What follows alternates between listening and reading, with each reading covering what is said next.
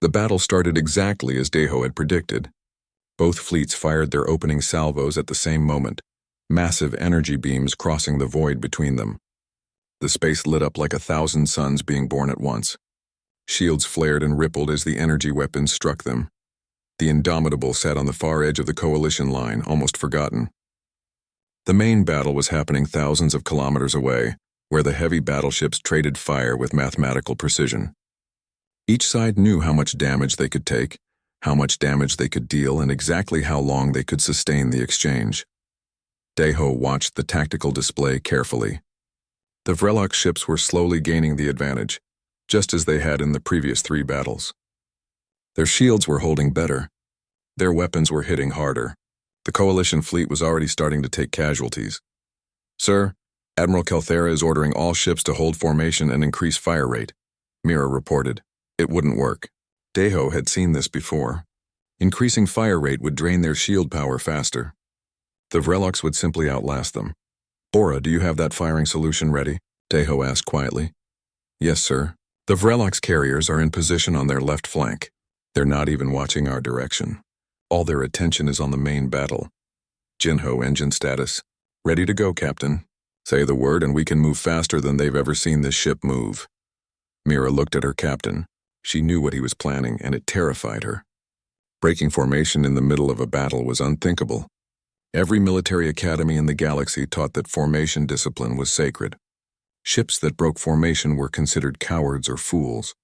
But Mira had served with Deho for 3 years. She had learned to trust his instincts even when they went against everything she had been taught. "Captain," she said softly, "if we do this, the Admiral will probably court-martial us." "If we survive, probably," Deho agreed. "But if we don't do this, we're going to watch another coalition fleet get destroyed. And then the Vreloks will keep advancing, and more people will die. I didn't join the military to follow rules while people died around me." He took a deep breath and made his decision. "All hands, battle stations. Jinho, give me everything the engines have. Bora, prepare to fire on my mark. We're going hunting." The Indomitable's engines flared bright blue as Jinho pushed them past their safety limits. The ship lurched forward with sudden acceleration that pressed everyone against their seats. Then it dove downward, dropping below the plane of battle entirely. Alarms immediately started screaming across the coalition command channel. Admiral Kelthera's voice cut through the chaos, sharp with anger. "Indomitable, return to formation immediately. That is a direct order." Deho muted the channel. There would be time for explanations later, if they survived. Right now, he needed to focus on the attack. The Indomitable raced through empty space, moving faster than any coalition ship had moved during this entire campaign. The Vrelok's fleet was so focused on the main battle that they didn't notice one small human ship breaking away and circling around their formation. "We're approaching from below and behind," Mira reported, her voice tense. "Their shields are all facing forward. Their weapons are all facing forward. They literally cannot see us coming from this angle. It was a blind spot that existed purely because of tradition. No one attacked from below and behind because that wasn't how space battles were fought. Ships faced each other in parallel lines and traded fire until one side won. That was the rule. That was how civilized species conducted warfare. But Deho had learned warfare in Earth's military academies, where the only rule was to win, where surprise attacks and flanking maneuvers were taught as basic tactics, where fighting fair meant giving the enemy a chance to kill you. "Coming up behind the carrier group now," Bora announced. "Range is optimal. Shields are down on their rear quarters. This is going to hurt them." Deho leaned forward in his chair. "Fire!" The Indomitable's main railguns opened up at point-blank range. The weapons had been modified to fire faster than normal, sacrificing accuracy for volume of fire. It didn't matter. At this range, even a child could hit the target. Solid metal projectiles traveling at incredible speeds slammed into the rear of the Vrelok's carriers. The shields, designed to stop energy weapons from the front, offered almost no protection against physical projectiles from behind. Metal tore through metal. Atmosphere vented into space. Fighters still docked in the carrier bays exploded in chains of secondary detonations. In 30 seconds, 3 Vrelok's carriers were crippled or destroyed. In 30 seconds, the Indomitable had done more damage than the entire coalition fleet had managed in the previous hour. The response was immediate. Vrelok's destroyers began turning to face this new threat. their formations breaking as they tried to respond to an attack that shouldn't have been possible. Supreme Commander Thakros' flagship started issuing new orders, but his commanders were confused. Their tactical doctrine had no protocols for dealing with an enemy that attacked from the wrong direction. Multiple contacts turning toward us, Mira called out. We've got their attention now. Good, Deho said. Jinho, get us out of here. Head for that asteroid field at maximum speed. The Indomitable's engines roared again, pushing the ship into a tight turn that made the hull groan in protest. They accelerated away from the Vrelox formation, heading toward a dense cluster of asteroids that orbited the nearby gas giant. Behind them, a dozen Vrelox destroyers gave chase. Their weapons fired, sending energy beams streaking through space. Most missed. A few hit, and the Indomitable's shields flared as they absorbed the impacts. Shields at 70%, Mira reported. They're faster than I expected. We don't need to outrun them, Deho said. We just need to make them chase us into terrain where their formation discipline becomes a weakness. The Indomitable plunged into the asteroid field at full speed. Jinho's hands flew over the controls as he threaded the ship between massive rocks spinning through space. Behind them, the Vrelox destroyers followed, still maintaining their neat formation even as they entered the debris field. That was their mistake. Formation discipline worked in open space, but in an asteroid field, ships needed to move independently and adapt to the terrain. The destroyers stayed in their geometric pattern, trying to protect each other's flanks even though there was no room to maneuver. Bora, can you hit those asteroids above us? Deho asked.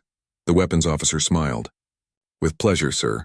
The Indomitable fired upward, not at the pursuing ships but at the large asteroids floating above them.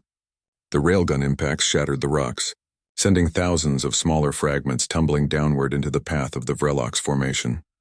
The destroyers, locked in their formation, couldn't dodge effectively. Debris slammed into their hulls. Shields designed for energy weapons struggled against solid impacts.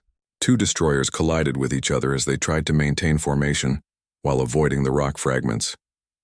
Back at the main battle, the Coalition fleet had noticed what was happening. The Vrelox formation was in chaos, with ships breaking off to chase the Indomitable or to respond to the carrier damage. For the first time in 4 battles, the Vrelox weren't fighting as a unified force. Admiral Kelthera stared at her tactical display in disbelief. One human ship had done what her entire fleet couldn't do. It had broken the Vrelox formation. It had created chaos where there should have been order. One of her tactical officers spoke quietly. Admiral, the Vrelox right flank is now exposed. If we pressed forward now while they're distracted? Kelthera's mind raced. Everything in her training told her to maintain formation, to follow the established protocols. But her training hadn't been winning battles. The human captain had thrown out all the rules and somehow it was working. She made a decision that surprised even herself. All ships, advance on the Vrelox right flank, abandon formation spacing, attack independently. Her officers stared at her as if she had suggested surrendering. Breaking formation was simply not done. It violated every principle of civilized warfare. That is an order, Kelthera said firmly. If a human can discard tradition to win, then so can we. The Coalition fleet surged forward, no longer constrained by the neat parallel lines that had defined galactic warfare for millennia.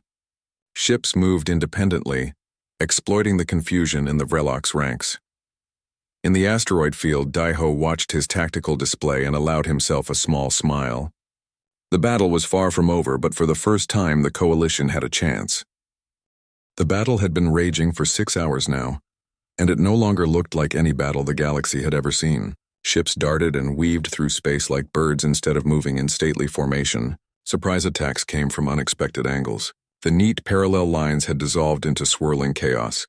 The Indomitable had become a ghost haunting the battlefield. It would appear from behind an asteroid, fire a devastating salvo, and disappear before the Vrelox could respond. Deho kept the ship moving constantly, never staying in one place long enough to become a target. Lieutenant Bora had stopped following the traditional targeting protocols hours ago.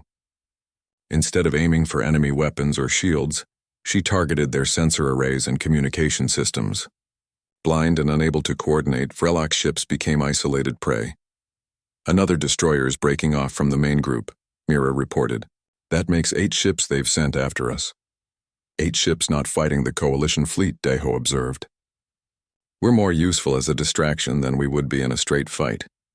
Chief Engineer Jinho's voice crackled over the internal comm. Captain, I've got some bad news. Those engine modifications are starting to cause problems. We've been running hot for too long. I can give you maybe another 2 hours at this pace before we need to shut down for repairs. Make it 3 hours, Jinho said. Captain, I don't think you understand. The power conduits are literally melting. 3 hours isn't possible. Then make it possible. We're not done yet. There was a pause, then Jinho sighed. I'll see what I can do. But if we survive this battle, you're buying the engineering crew drinks for a month. Across the battlefield, the Coalition fleet was learning to fight in this new style. It didn't come naturally to them. Thousands of years of doctrine couldn't be forgotten in a few hours. But desperation was a powerful teacher. A Silmari cruiser noticed an isolated Vrelox destroyer and broke formation to attack it from the side. 2 Rendathi frigates coordinated an ambush using a debris cloud for cover. The massive Chitrix dreadnought, which had always relied on frontal firepower, discovered it was devastatingly effective in close combat, where its heavy armor gave it an advantage. Commander Haywin, a Chitrix officer serving on Admiral Kelthera's flagship, watched the tactical display with fascination. His species had 4 arms and thought faster than most humanoids, which made him an excellent tactical analyst. Admiral, the Vrelox are suffering more casualties in this engagement than in the previous 3 battles combined, he reported, but not because we have better weapons or shields. We're winning because they don't know how to respond to chaos. Kelthera nodded slowly. Their strength is their discipline. Take that away and they're actually quite vulnerable. The human captain understood this, Haywin said. He didn't try to beat them at their own game. He changed the game entirely. On the Vrelox flagship, Supreme Commander Thakros was experiencing something he hadn't felt in decades: confusion. His tactical officers kept requesting new orders, but he had no answers for them. Every protocol, every battle plan, every doctrine assumed an enemy that would fight properly. Sir, 3 more ships are reporting critical damage, one of his officers announced. The Coalition cruisers are no longer maintaining formation. They're attacking independently and we cannot predict their movements. Thakros clenched his fists. Send the reserve destroyers to... He stopped. Where should he send them? The Coalition ships were everywhere and nowhere. The battle had no clear front line anymore. Another officer spoke up. Commander, that human ship is still evading our pursuit forces. It has destroyed 6 of our vessels and damaged 12 more. Should we commit more resources to hunting it down? Thakros thought about it. The human ship was a small target, barely worth the firepower of a dozen destroyers, but it had caused this entire disaster. If he could eliminate it, perhaps the battle would return to normal. Send the heavy cruiser squadron, he ordered. Corner that ship and destroy it. I want its captain's head delivered to me personally. Back on the Indomitable, Mira detected the new threat immediately. Captain, we've got a problem. 3 Vrelox heavy cruisers are moving to intercept us. They're coming from 3 different directions. They're trying to box us in. Jinho studied the tactical display. The cruisers were positioning themselves carefully, cutting off escape routes. They were learning from their mistakes, adapting to his tactics. That was dangerous. Where are we relative to that gas giant? He asked. About 200,000 kilometers, Mira replied. Why? Because gas giants have very strong gravity fields, and gravity affects everyone equally, regardless of how advanced your shields are. Understanding spread across Mira's face, followed quickly by concern. Sir, the maneuver you're thinking of is extremely dangerous. We'd be using the planet's gravity to slingshot around it, but if we calculate the trajectory wrong by even a small amount, we'll be crushed by gravity or lost in space forever. Jinho finished. I know, but those cruisers will definitely destroy us if we stay here. At least this way we have a chance. Jinho, can our shields handle the gravity stress? Mira called down to engineering. Probably not, Jinho replied cheerfully. But we're already doing 12 things the ship wasn't designed to do. What's one more? Jinho made the call. All hands brace for extreme maneuvers. We're going into the gas giant's gravity well. The Indomitable turned toward the massive planet and accelerated.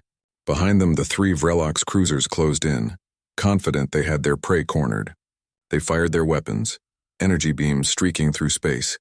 The human ship dove toward the gas giant at a speed that terrified the Vrelox crews. No sane captain would approach a planet that fast. The gravity would tear the ship apart. At the last possible moment, Deho ordered a course change. The Indomitable skimmed along the very edge of the atmosphere, using the planet's rotation and gravity to whip around it like a stone from a sling. The hull groaned. The shields flared bright enough to light up the planet's clouds. Everyone on board felt like they weighed 3 times their normal weight. But they made it. The ship shot out from behind the planet at twice its previous speed, heading back toward the main battle. The Vrelok's cruisers tried to follow, but their captains had never performed such a dangerous maneuver. One cruiser calculated the trajectory wrong and was pulled into the atmosphere, disappearing into the swirling gases. Another suffered shield failure from the gravity stress and had to retreat for repairs. The third made it through but was now far behind the Indomitable and struggling to catch up. Shields at 15%, Mira reported, breathing hard. Hull integrity at 60%. Multiple system failures across the ship, but we're alive. Jinho, I need weapons power, Deho said. You're insane, Jinho replied. We should be running for the repair dock, not looking for another fight. The battle isn't over. Can you give me weapons power or not? There was a long pause. Then Jinho laughed, a slightly unhinged sound. You know what? Sure, why not? We've already broken every safety regulation in the book. Let's add a few more. Power flowed back to the weapon systems. Bora's console lit up with targeting solutions. Captain, we're approaching the main battle zone, Mira announced. The Coalition fleet is still engaging the Vreloks. Both sides have taken heavy casualties, but the fight is more even than before. Deho looked at the tactical display. The battle had transformed completely. What started as 2 orderly lines of ships had become a swirling melee. Coalition ships were fighting with newfound aggression. Vrelok's ships were struggling to maintain coordination. And right in the center of it all was the Vrelok's flagship, Thackros's command ship. It was still heavily defended, still powerful, but it was no longer protected by the perfect formation that had made it untouchable. Bora, Deho said quietly, can you get me a shot at that flagship? The weapons officer looked at her captain, then at the display, then back at her captain. A slow smile spread across her face.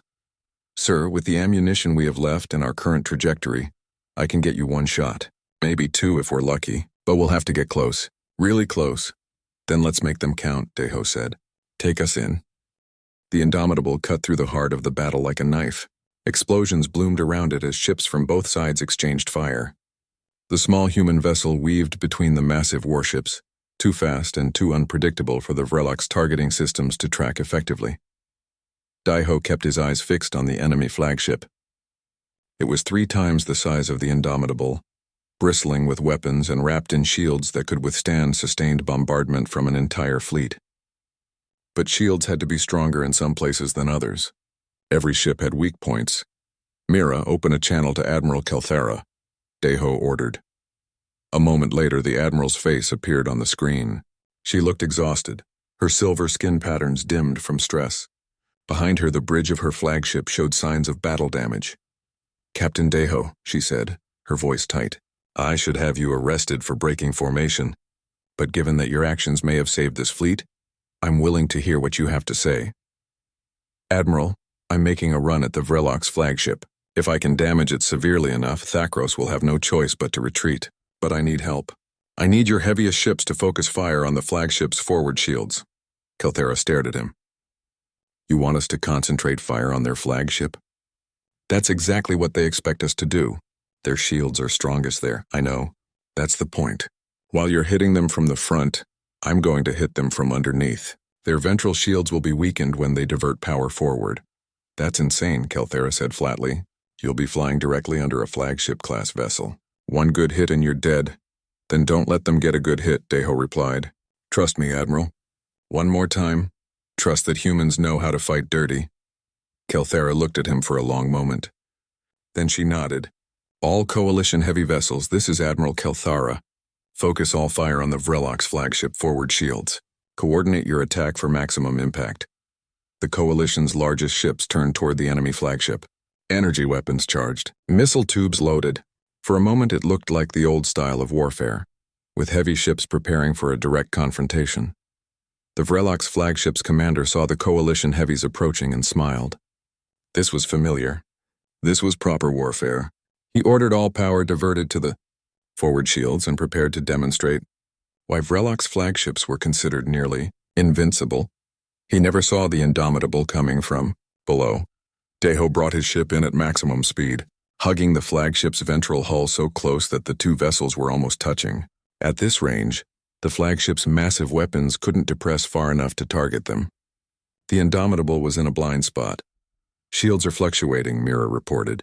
They're diverting power forward just like you predicted. Bora, target their main power coupling. It should be right about... Deho paused, studying the schematic. There, that conduit. Bora locked onto the target. Sir, if I hit that, the explosion might damage us too. We're very close, I know. Fire anyway.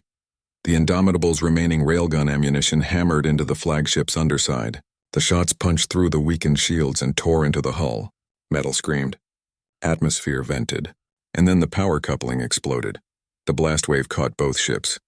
The Indomitable was thrown sideways, spinning out of control. Alarms screamed across the bridge. The lights went out, replaced by emergency red lighting. Smoke filled the corridors, but the damage to the flagship was catastrophic. Power failed across entire sections. Shields collapsed. Weapons went offline. The massive ship began listing to one side, unable to maintain its position. On the Vrelok's bridge, Supreme Commander Thakros gripped his command chair as the ship shuddered around him. Damage reports flooded in, each one worse than the last. Sir, main power is offline. Backup generators failing. Shields at minimum. We have fires on 17 decks. Life support is compromised in the aft sections. Thakros couldn't believe it. His flagship, the pride of the Vrelok's navy, crippled by a single human ship that was smaller than some of his shuttles. It was impossible. It was unthinkable. It was defeat. Order all ships to retreat, he said quietly. Get us out of here.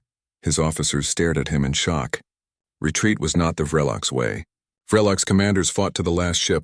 That is an order, Thakros shouted. Retreat now. The Vrelok's fleet began withdrawing, their formations completely broken. Ships activated their emergency jump drives and disappeared into faster-than-light travel, without coordination or ceremony. It was a rout. On the Indomitable, Jinho finally managed to get minimal power restored. The bridge lights flickered back on. Deho looked around at his crew. Mira had a cut on her forehead. Bora's console was sparking. But they were alive. Status report, Deho said.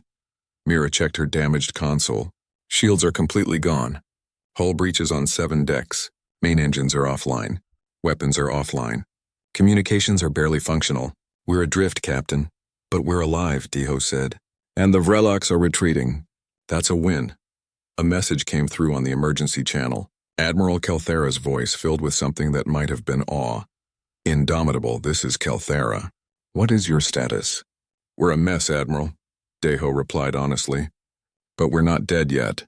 There was a long pause. Then Kelthera said something that no coalition admiral had ever said to a human captain before. Captain Deho, on behalf of the Galactic Coalition, I thank you. You have shown us that we had forgotten how to truly fight. We became so concerned with following the rules that we forgot the point of having rules in the first place. To win, to survive.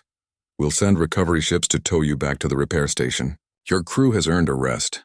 Across the Coalition fleet, something remarkable happened. Ships that had spent the entire battle learning to abandon doctrine, learning to fight creatively, now faced a choice. They could return to the old ways, pretending this battle had been an aberration, or they could accept that warfare had changed forever. Commander Haywen watched the Vrelok ships disappearing into jump space.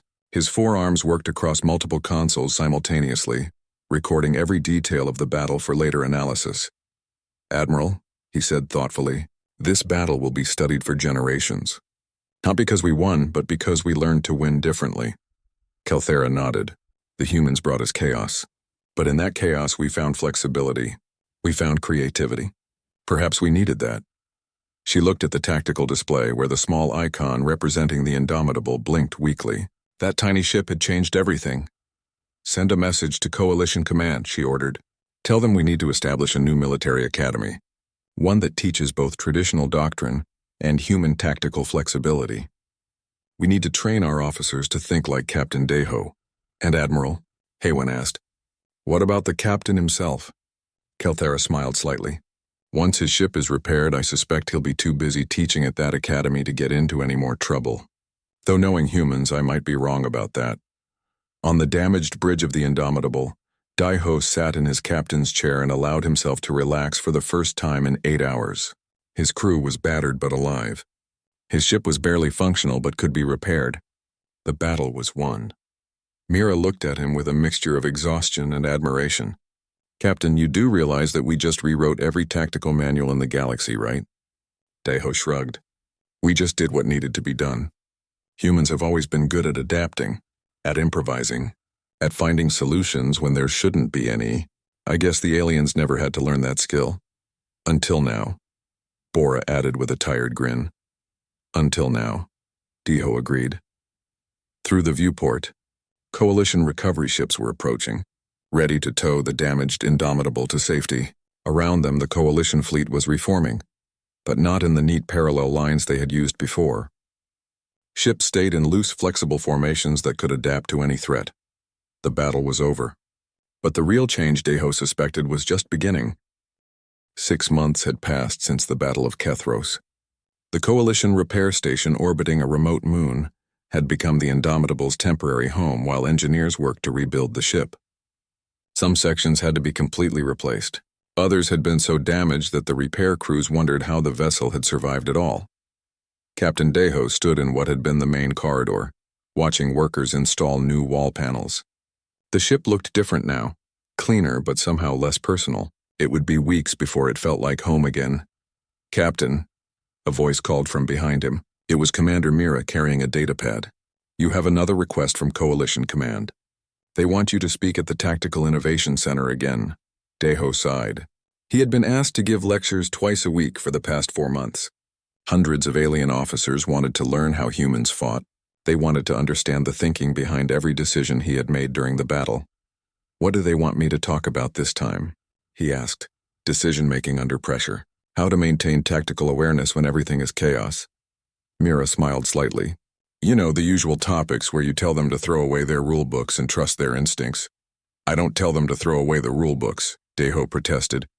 "I tell them the rules are a starting point, not an ending point. There's a difference. Tell that to the 300 Silmari cadets who nearly started a riot in the academy last week, when their instructor insisted they memorize traditional fleet formations." Daiho winced. He had heard about that incident. The new generation of Coalition officers was embracing human tactics with almost religious fervor, while the older generation clung to tradition. The friction was creating problems across the entire military structure. "Admiral Kelthera wants to see you," Mira continued. "She's here at the station. Says it's important." Daiho found the Admiral in one of the station's observation lounges staring out at the stars. She looked older than he remembered, though only 6 months had passed. The silver patterns on her skin seemed dimmer. "Admiral," Daiho said, approaching her. Kelthera turned and gave him a formal Silmari bow. "Captain, thank you for meeting with me. I wanted to speak with you before the Council makes their announcement." "What announcement?" "The Vrelox Dominion has requested peace negotiations. After Kethros, they tried 3 more offensives using their traditional tactics. Each time they encountered Coalition fleets that fought like your crew taught us to fight. Flexible, unpredictable, adaptive. They lost all 3 engagements." Daiho absorbed this news. "So they're giving up their expansion?" "More than that. They want to join the Coalition. They've realized that their military doctrine, which served them well for 10,000 years, has become obsolete in a single battle. They want to learn the new way of fighting. Your way." Kelthera paused, choosing her words carefully. "Supreme Commander Thakro specifically requested that you be involved in training Vrelox officers. He wants to understand how his flagship was defeated by a ship 1/3 its size." "That's going to be awkward," Daiho said. "I nearly killed him. He respects that. In Vrelox culture, an enemy who defeats you honorably deserves your respect. Though I suspect his definition of honorable combat has changed significantly." Kelthera turned back to the viewport. "Captain, you changed the galaxy. Not just militarily, but philosophically. For millennia, we believed that civilization meant having strict rules for everything, including warfare. We thought discipline and tradition made us superior to barbaric species. But humans showed us that rules can become chains. That tradition can blind us to better solutions. That sometimes survival requires throwing away the rulebook and doing whatever works." Daiho felt uncomfortable with the weight of her words. "Admiral, we just fought the way we always fight. Humans have been improvising and adapting for our entire history. We're not special. We're just different. That difference saved the Coalition, Kelthera said firmly, and it will continue to save lives as more species learn to think flexibly. The Tactical Innovation Center isn't just about military tactics. It's about teaching an entirely new way of approaching problems. She handed him a datapad, which brings me to the real reason I'm here. The Council wants to make you the center's director. You would oversee the training of officers from every Coalition species, including the Vrelocs when they join. You would be responsible for developing new tactical doctrines and teaching them to the next generation. Deho stared at the pad without taking it. I'm a ship captain, Admiral. Not a teacher. Not an administrator. You're a leader who changes how people think, Kelthera corrected. And right now the Coalition needs that more than it needs another ship captain. She pushed the pad into his hands. Read it, consider it. You don't have to decide immediately. That evening, Deho gathered his senior officers in what had been the Indomitable's wardroom. The room was still being repaired with exposed conduits and temporary lighting. But it felt right to meet here. Mira, Bora, and Jinho sat around the table, waiting for him to speak. The Coalition wants me to run their new tactical academy, Deho said without preamble. They want me to train the next generation of officers in human-style warfare. Bora whistled. That's a huge responsibility, sir. Are you going to take it? Jinho asked. Deho was quiet for a moment. I don't know. Part of me wants to get back in the captain's chair, get the Indomitable repaired and return to doing what I know. But another part of me thinks about all the officers out there who are still fighting the old way, still getting themselves killed because they don't know there are other options. Mira leaned forward. Captain, if you take this job, what happens to us? To the Indomitable? The ship would get a new captain, Deho admitted. But I could request that you all join the Academy staff. Mira, you could teach strategic coordination. Bora, weapon systems and creative problem solving. Jinho, engineering innovation and improvisation. Jinho grinned. You mean I could teach young engineers how to break every safety regulation in the name of tactical advantage? I'm in. I'd like to keep working with you, sir, Bora said. Teaching sounds interesting. And maybe we could develop new weapon systems designed specifically for flexible warfare. Mira nodded slowly. If we're going to change how the galaxy fights wars, we should do it properly. All of us together. Deho looked at his crew, the people who had trusted him when he broke every rule in the book, the people who had followed him into impossible situations and somehow survived. All right, he said. Let's do it. Let's teach the galaxy how to fight like humans. 1 year later, the Tactical Innovation Center had become the most important military institution in Coalition space. Its campus orbited Earth's moon, a symbolic choice that acknowledged humanity's contribution to galactic warfare. Professor Taiyang, a human xenoanthropologist, walked through the halls between classes, passing students from dozens of different species. Silmari cadets debated tactical theory with Vrelocs officers. Chitrix engineers collaborated with human technicians on weapons modifications. Rendathi pilots practiced formations that would have been considered insane a year ago.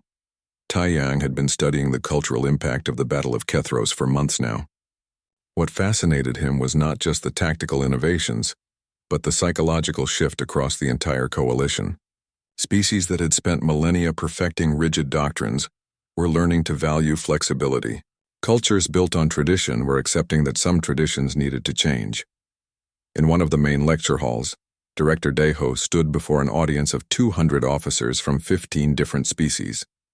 Behind him, a holographic display showed the Battle of Kethros from multiple angles. The question everyone asks, Deho said, is what made the difference in this battle? Was it better technology? No, the Vrelocs had superior weapons. Better training? No, they had been fighting wars longer than humanity has existed. Better strategy? Debatable? He paused, looking out at the assembled officers. The difference was simple. We treated the battle as a problem to solve, not a ritual to perform. We asked ourselves what would work, not what tradition said we should do. And when the situation changed, we changed with it. A Vrelocs officer in the front row raised his hand. It was Thakros, now a student rather than a supreme commander. His presence at the academy had surprised many, but he had insisted on learning from his defeat. Director, in your culture, is there no value placed on military tradition? No honor in following established protocols? Deho considered the question carefully. We honor our traditions. We study military history extensively, but we view tradition as lessons learned, not laws carved in stone. The greatest honor in human warfare is not dying according to protocol. It's keeping your people alive and achieving your objectives. Everything else is secondary. Thakros nodded slowly, absorbing this philosophy that had defeated him. After the lecture, Deho walked through the academy grounds with Commander Haywin, who had become the center's chief tactical analyst. The Chitrix officer's forearms carried multiple data pads as usual. Director, the latest reports show that coalition forces using the new flexible doctrines have won 16 consecutive engagements against various threats. Not a single defeat since we started this training program. The stars looked different from the bridge of the Indomitable. Captain Deho stood at the main viewport, watching the massive alien ships gather in the distance. They moved in perfect lines like dancers who had practiced the same routine for thousands of years. Everything about them screamed order and discipline. Deho was 40 years old with gray starting to show at his temples.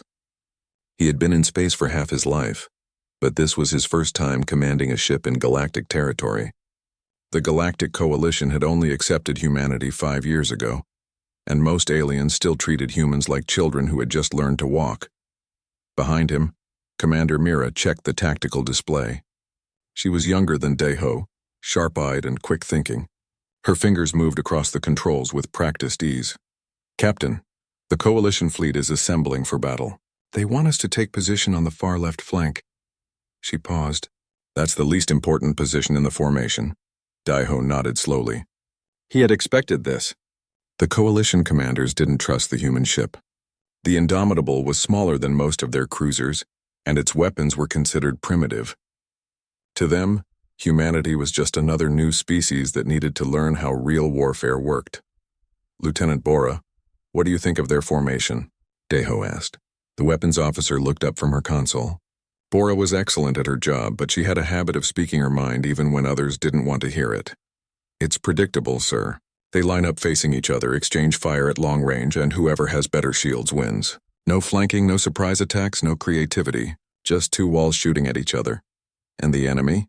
Deho asked. The Vrelocks do the same thing, but they're better at it. Better shields, better weapons, better positioning. They've won every battle so far using the exact same tactics. Deho turned back to the viewport. The Vrelocks' dominion was a military empire that had been conquering worlds for 10,000 years. Their fleet moved like a machine, every ship in perfect position. Their commander, Supreme Commander Thakros, was famous across the galaxy for never losing a battle.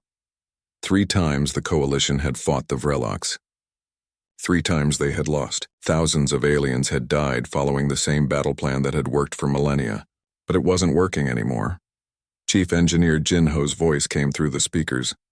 Captain, we're ready down here. All systems are functioning. I made a few modifications to the power distribution system. Deho smiled slightly. Jinho was always making modifications. The engineer couldn't see a system without thinking of ways to improve it, even if it meant breaking a few safety regulations. What kind of modifications? Deho asked. The kind that will let us push the engines 40% beyond their normal limits. For a short time anyway. And I rerouted some power conduits so Bora can fire the main guns faster. Will the ship hold together? Probably. Mira looked worried. Sir, the Coalition has strict rules about ship modifications. If they find out we changed our systems without approval, then we'll apologize later, Deho said calmly. Right now we need every advantage we can get. A message came through from the Coalition flagship. Admiral Kelthera's face appeared on the screen. She was Silmari, a species that looked almost human except for the silver patterns on their skin and their pure white eyes. Kelthera was old by any species standards, and she had fought in more battles than Deho could count. Captain Deho, she said coldly, you will maintain your assigned position. Do not deviate from the battle plan. Do not engage enemy ships unless they directly threaten your position. Do not attempt any independent action. Is that clear? Deho kept his face neutral. Crystal clear, Admiral. Kelthera studied him for a moment. Your species is new to galactic warfare. We have been fighting wars for longer than your civilization has existed. Follow our lead and you might survive your first battle. The screen went dark. Mira let out a breath she had been holding. She doesn't trust us at all, Mira said quietly. No, Deho agreed. She thinks we're going to panic and run the moment the shooting starts. She's seen 3 fleets destroyed by the Vrelocs. She doesn't want to watch a 4th one die. Bora turned in her chair. Sir, are we really going to just sit on the flank and watch them lose again? Deho was quiet for a long moment, watching the alien fleets position themselves. The coalition ships formed their traditional line, each vessel exactly where the battle doctrine said it should be. The Vrelocs fleet mirrored them, creating a perfect parallel formation. It was beautiful in its own way, orderly, predictable, and completely suicidal. We're going to follow orders, Deho said finally, until the moment when following orders means dying for no reason. Then we're going to do what humans do best. What's that, sir? Mira asked. Improvise. The Indomitable moved into position on the far left of the coalition line. Around them, massive alien warships took their places with practiced precision. Some of the ships were 3 times the Indomitable's size, bristling with weapons and wrapped in energy shields that glowed like small suns. Across the void, the Vrelocs fleet completed its formation. Their flagship sat in the center, a massive vessel covered in dark metal. That was where Thakros commanded from, Deho knew. The Vreloc Supreme Commander never left his central position. It was tradition. Everything in galactic warfare was tradition. There were rules about how ships should position themselves, about what ranges to fight at, about when it was acceptable to retreat. The rules had been written thousands of years ago, and everyone followed them. Everyone except humanity. Humans had been fighting wars for their entire history, but they had never developed those kinds of traditions. Every human war was different. Every battle was unique. There were no sacred rules, only what worked and what didn't. Deho had studied the previous 3 battles carefully. He had watched the tactical recordings until he could predict every move before it happened. The Coalition always did the same thing. The Vrelocs always did the same thing. And the Vrelocs always won because they were simply better at following the rules. But what if someone didn't follow the rules? All ships, prepare for engagement. Kelthera's voice came through the fleet-wide channel. Hold formation. Fire on my mark. The space between the 2 fleets began to glow as weapons charged. Energy weapons hummed. Missile tubes loaded. Every ship in both fleets knew exactly what would happen next because it had happened the same way for 10,000 years. Deho took a deep breath and settled into his command chair. Jinho, be ready with those engine modifications. Bora, prepare a firing solution on the Vrelocs carriers. Not the flagship, the carriers on their left flank. Mira turned to look at him. Sir, those carriers are on the opposite side of the battle. We'd have to break formation to reach them. I know, Deho said quietly. Understanding dawned on Mira's face. The Admiral ordered us to hold position.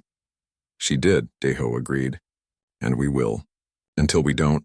The first shot rang out across the void. The battle had begun.